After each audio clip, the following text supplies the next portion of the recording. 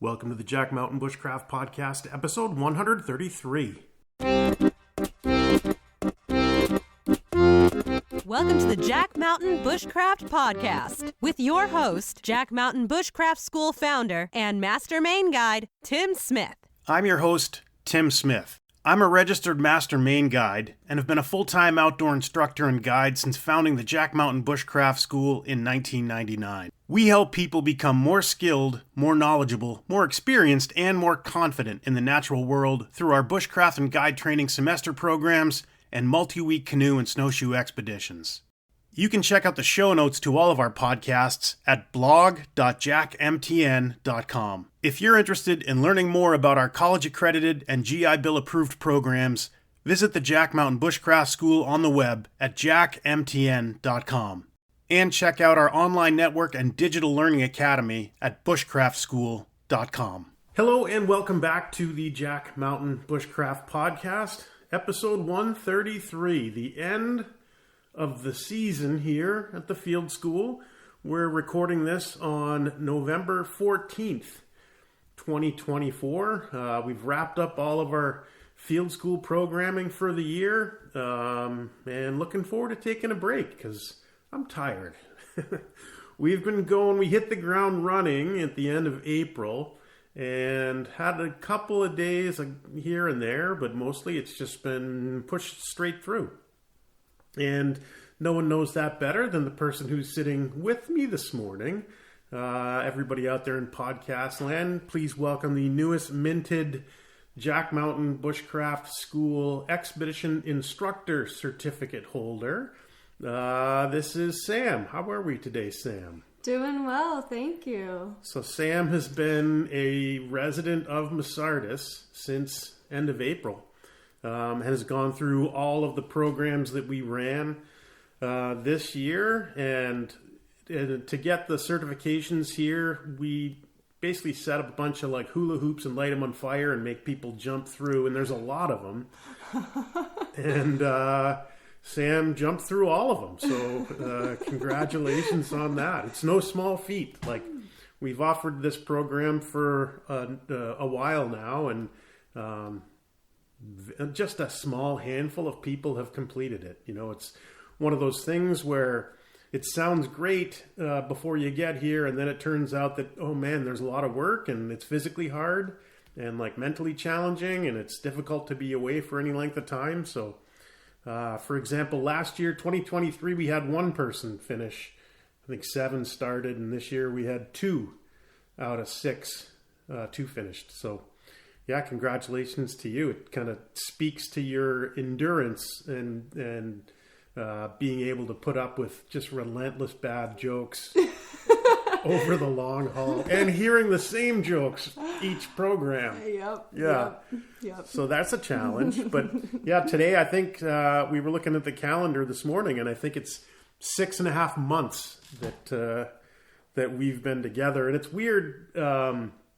The weird part is you go into this you don't really know somebody, and then you literally see him every day for 6.5 months, and by the end of it, you're like, I don't know. I don't remember life not knowing you at this point. Totally. It's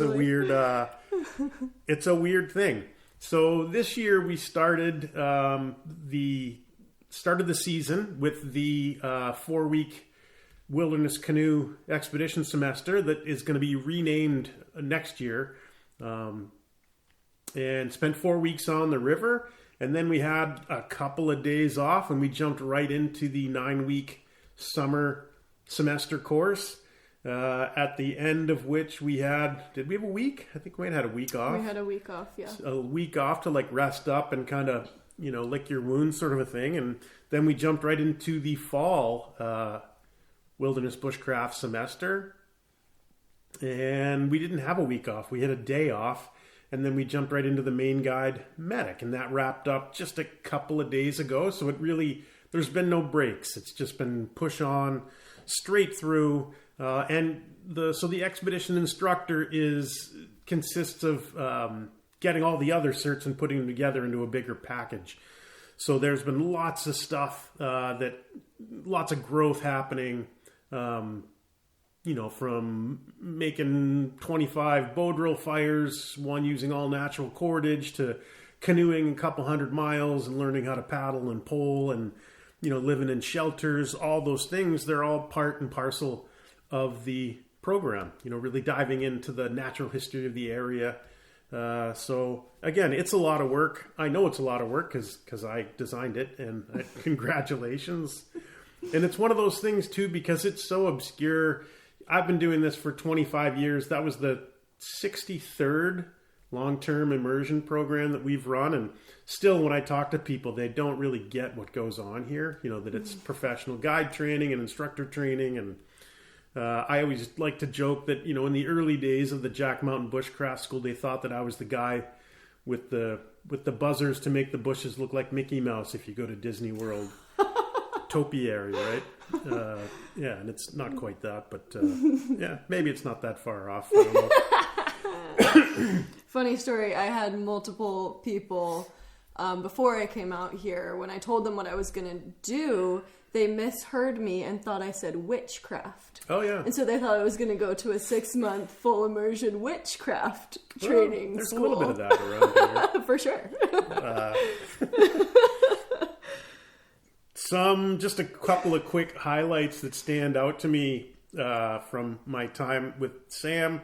One of the funnest ones was as a yoga instructor. Sam's very passionate about yoga, and we've never done this here before. We've often had students who were super into yoga, but we organized like yoga classes as part of the fall semester. So like at the end of the day, people would come down and we did some outside. We did some in the Athenaeum, set up a big tarp, have pads, and really just take care of the body. And I just remember that was, I thought it was great. One of the things we don't get the opportunity to do around here is to have people learn how to take care of their body in a better way. And like living outdoors is hard on the body. If you manage to make it through without slicing yourself and having to go get stitched up, or that young man who like punctured his thigh when he was carving feather sticks. Like, oh my goodness. Like if you manage to not do that, then you have to look forward to like the potential for sore backs, sore muscles, repetitive stress injuries. And I think it was such a huge addition to get people to consciously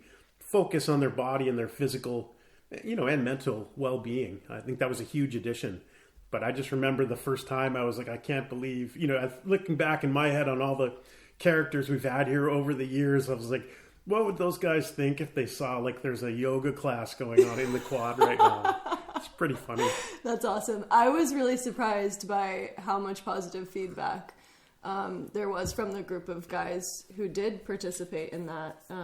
They were really into it, and they like told me multiple times that they felt so much better after the yoga classes, and they would be like, when is the next one? When is the next one? It definitely is very physically demanding work that we do out here, and it's really important to take care of your body and your mind, to stay balanced with the physically demanding nature of the work that we're doing every day out here. Yeah, I've spent a lot of time stretching over the years, but I wasn't as enthusiastic as the other guys. I was like, this girl's trying to kill me. This is going to lead to my death here. I think I also was the closest person in age to me was quite a bit younger, so old calcified bones maybe have a hard time stretching to the degree that they do for some of you younger folks. I did not teach the easiest of yoga classes while we were out here. It was definitely, those were challenging as well, in a slightly different way than the other stuff we do throughout the days here. But anyway, that was a fun memory I have, and I remember also the big grin you had at the very bottom when we ran the Allagash on the summer semester. And at the very bottom of Chase Rapids, you kind of like, I think I have it on video somewhere. I don't think I ever published it, but you kind of like pulled up to that. Remember the big eddy pool at the bottom of the rapid? We found some gear or something there, but you kind of had a couple paddles. Yeah. But the swagger that you had rolling into that place was pretty awesome. Like, I love, and you'll probably grow to love, like when someone starts something and it's really hard, and then at the end of it, they're having a lot of success and they feel that confidence, and like, you can't fake that. And I just remember the confidence, and I'll use the word swagger that you had rolling into that pool. Yeah, that was a great one. And the other big one I remember you were going through there was some tough times, tough things going on in your personal life at home, and you really channeled that and focused, and was that the day of your first bow drill fire?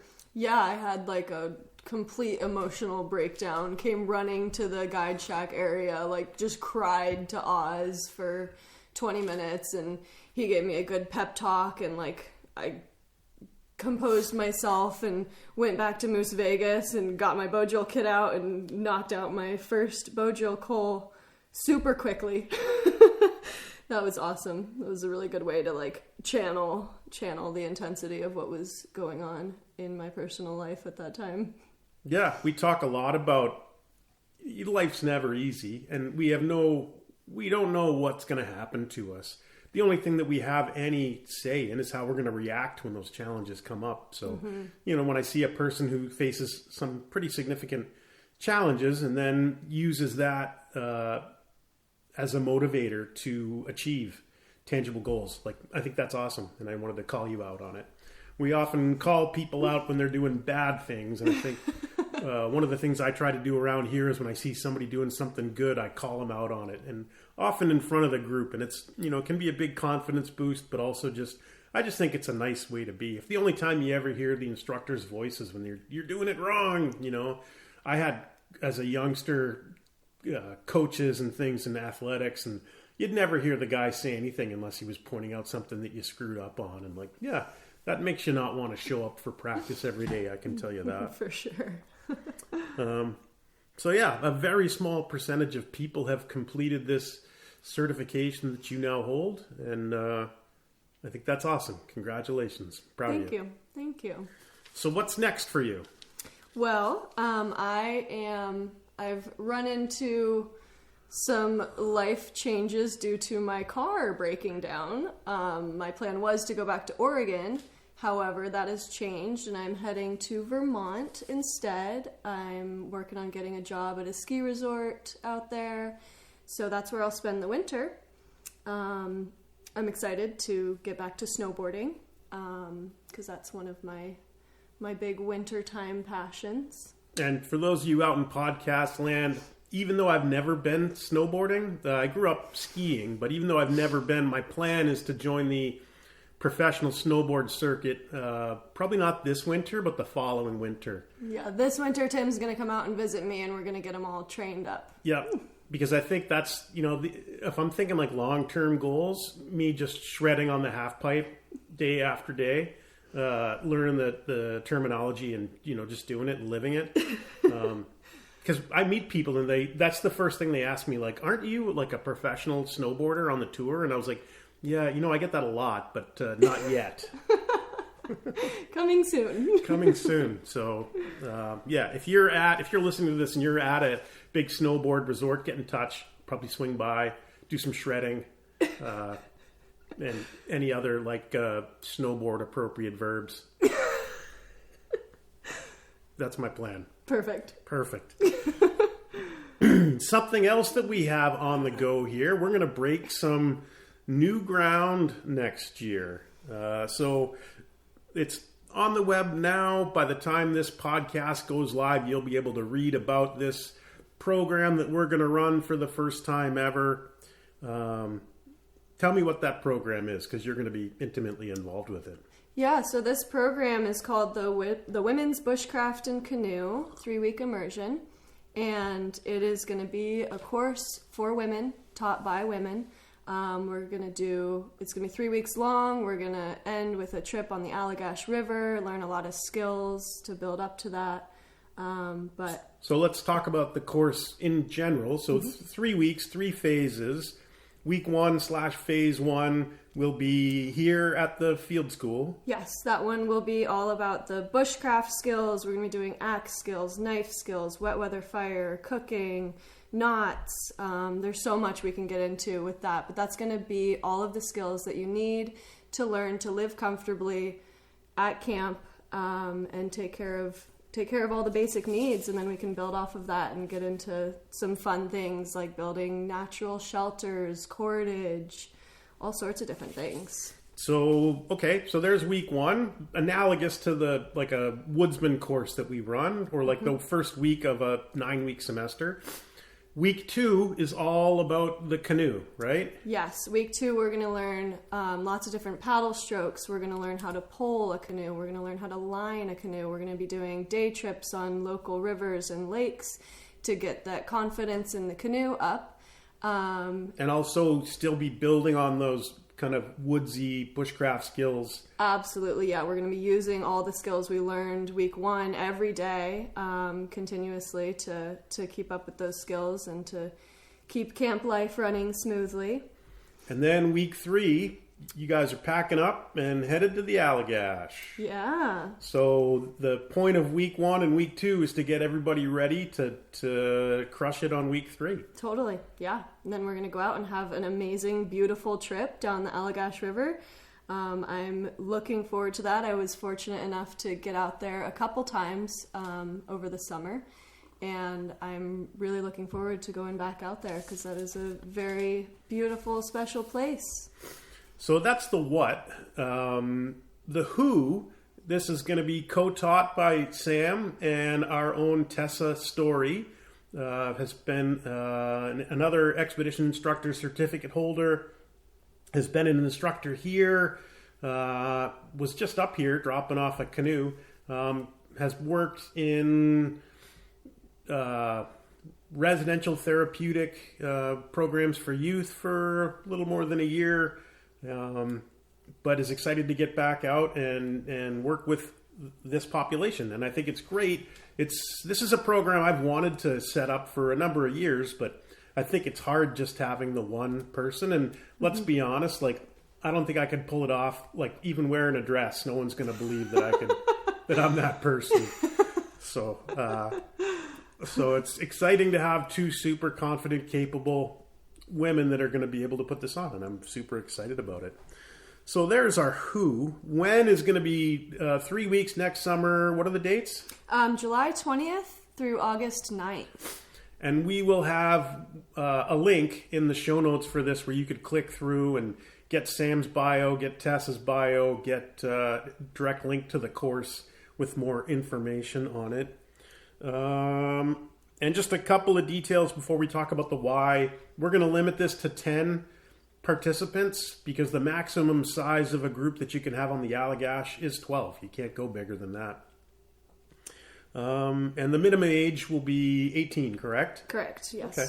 So yeah. And then the why. You know, I think you can speak to this probably a lot more succinctly than I can because I was never a young woman looking for women's programming. But, you know, why this? Why now? Yeah, there are a lot of bushcraft programs around, a lot of places you can learn these skills. But this industry is very male dominated, it seems. And when I was looking to get involved with this stuff, I was not able to find a long-term immersion course for women. So this is exciting. I'm excited to create this course. It's different than these other shorter courses because spending an extended amount of time in the field, you get to go so much more in depth into all of these skills that we're going to be learning. I just, like, from my experience, after spending a few weeks in the field, I was so much more comfortable handling an axe, a knife, like doing all of the things that I need to do around here to live comfortably. So I think it's really important to have long-term courses, and this 3 weeks is going to allow us a lot of time to dive deeply into all of the different skills that we're going to be looking at. Yeah, I think that's a great point. That obviously the majority of what we do around here are these longer term immersion programs, because ultimately one of the big goals with education is transformation, right? It's to you don't come out the way you went in. And absolutely, I don't know that, and I've struggled with this over the years. Like, I know that doesn't happen on a one-day course. I don't think it happens on a 5-day course. I think the minimum amount of time is 2 to 3 weeks, and that's why we went with the 3-week time span here, because I think that's enough time where you go through all the stages of group development, you get enough reps where the skills that you're learning really become deeply ingrained, and it changes you. It's like a really tangible life experience. And we talked before hitting the record button today, the 3 intended learning outcomes. Skills, we definitely want people to learn the skills to be able to do it. Confidence, to know that they can do it. And then have that life-changing experience. So that when your confidence is based on the experience, like it's a different sort of beast. Most of the modern world that I run into, not through Jack Mountain, people have a ton of kind of bravado, which is, I call it fake confidence, based on imposter syndrome. I hope no one finds out what a fraud I am, because that would be bad. But I think when you've gone and done the thing for a length of time and it becomes part of you, like you can't fake that confidence. And people who participate in our programs, that's a huge takeaway. And I make the claim, and I make it often, that when you live your life based on that, like 100% self-knowledge of I know I can do this, you just have a different experience of life than someone who's faking it till they make it. And that's the goal. And from perfectly selfish perspective, I have a daughter who's a teenager, and I've always wanted her to be able to have this sort of experience. So, we'll see if she's interested. Maybe not this year. I know she's going to be super busy next summer, but hopefully I see nothing but a really rosy future for this type of programming, and kind of excited to be a part of it. Absolutely. Yeah. Yeah. So any other points to, about the whys? Yeah. This particular course, the intention is to have it be open to women of all skill levels. So we're starting from the beginning. We're starting from step 1 with all of these skills. And it's designed to be accessible. If you have no experience in the field, you can still come out here and work with us one step at a time as we grow and develop these skills and develop this confidence to be able to complete the goals that we have, and to be able to go on these awesome trips and have these adventures. Sounds great. From the perspective of like philosophically, educationally, would you say the point of the course, like the intended learning outcome, is all about hard skills, soft skills? What would be your take on that? There's going to be a lot of focus on hard skills. We're going to be learning new hard skills every day. We're going to be doing physically demanding activities, and we're going to be pushing ourselves. And with that, inherently, there is this level of soft skills that are built up just by being able to manage yourself and group dynamics while you're learning these hard skills. But we're definitely going to be focusing on learning the skills that we need to develop to be able to have the experiences that we want to have.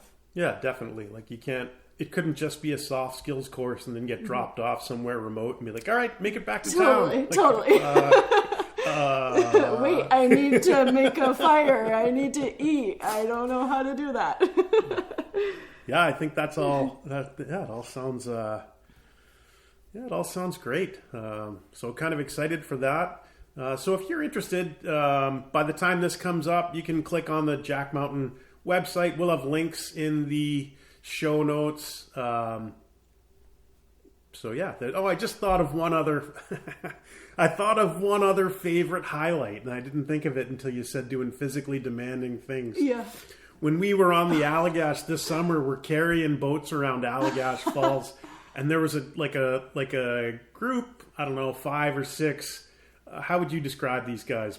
Bros, right? Yeah. They're kind of bros. Gym bros. Gym bros and like big gym muscles. This guy's all shirtless, and I don't know if he had too much sunscreen on his back. He's carrying his canoe shirtless, and he like can't keep the canoe on his shoulders because it keeps slipping around.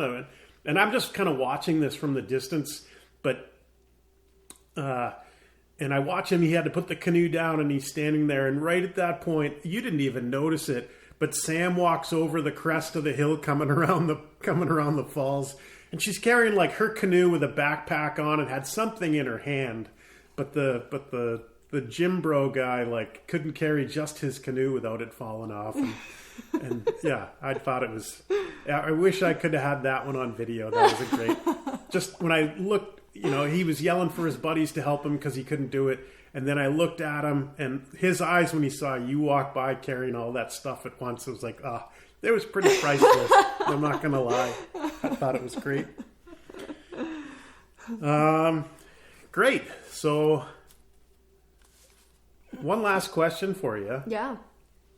So I'm guessing that when you came out here, you had a list of things that you wanted to accomplish. Yeah. Have you done everything that you came here to do? Everything and so much more. I came out here because I wanted to feel more confident in my abilities to do things like go for solo backpacking trips and have these adventures. I have a dog who I love to travel with and explore with, and I just didn't feel comfortable putting myself out in the depth of nature and being responsible for both myself and her.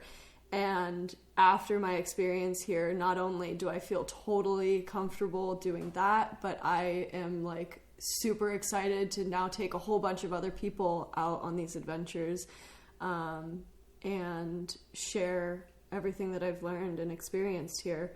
So I've accomplished everything I came to do and way more than I expected to get out of this experience.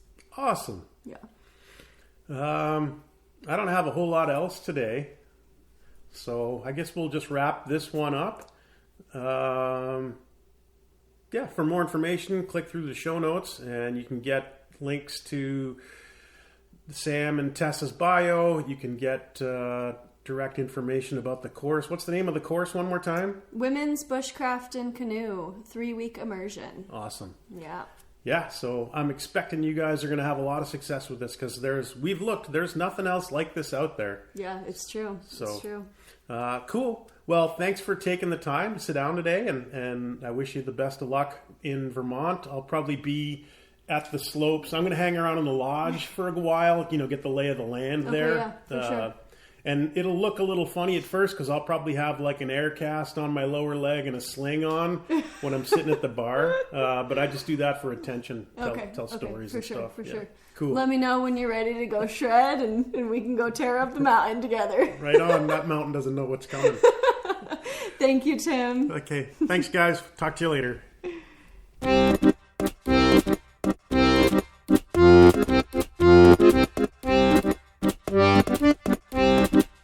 You have been listening to the Jack Mountain Bushcraft Podcast. For more information on our professional wilderness guide training programs that are college accredited and GI Bill approved, visit us on the web at jackmtn.com.